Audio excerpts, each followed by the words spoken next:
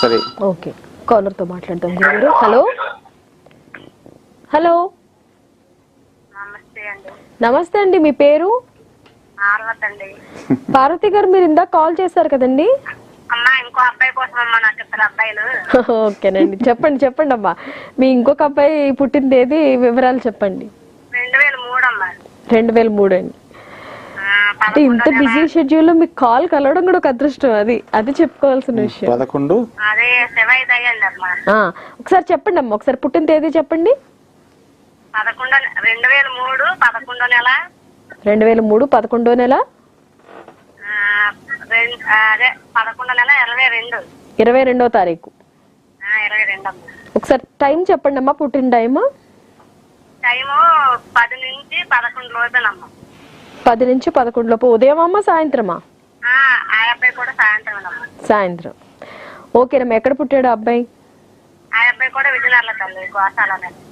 విజయనగరంలోనే. ఓకేనమ్మా, ఇప్పుడు మీ సమస్య ఏమిటో గురుగారిని అడిగి తెలుసుకోండి. ఆ అబ్బాయి కూడా అలాగేనమ్మా. ఆ అబ్బాయి కూడా డిగ్రీ చేస్తాడు. డిగ్రీ చేస్తుండగా కోచింగ్కి వెళ్తాడు, జాబులకు వేస్తాడు. కానీ అంతవరకు వచ్చి అంతరంగా ఆగిపోతాను. మీ బాబు పేరు చెప్పమ్మా. శంకర్ నాయుడు అండి. శంకర్ నాయుడు అండి. సరే,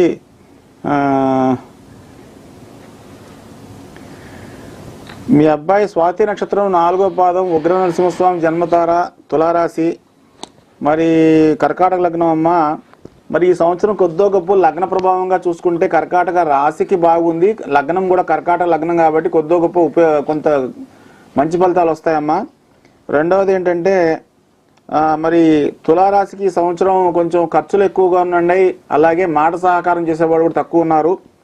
మరి మీ అబ్బాయి ఏం చేయాలంటే ఉద్యోగం రావడానికి కానీ తను అనుకున్న పనులు అవ్వటానికి కానీ నెలకొక మంగళవారం ఆంజనేయ స్వామికి సింధూరం పోయించమనండి.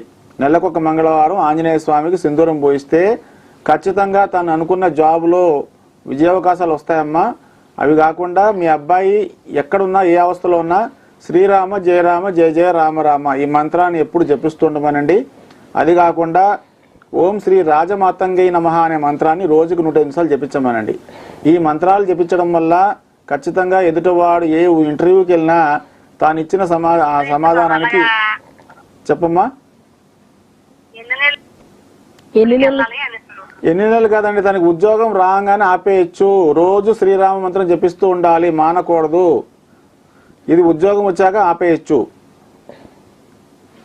మరి మీ అబ్బాయికి ఉద్యోగము దాదాపు ఇప్పుడు సినిమా దశ నడుస్తుందమ్మా, ఖచ్చితంగా వస్తుందండి. ఈ సంవత్సరంలో ఈ సెప్టెంబర్లో కానీ అక్టోబర్లో కానీ జాబ్ ఖచ్చితంగా వస్తుంది మీ అబ్బాయికి. ఓకేనండి గురుగారు, ఇప్పుడు మన కార్యక్రమంలో చిన్న విరామాన్ని తీసుకుందాం. అలాగే.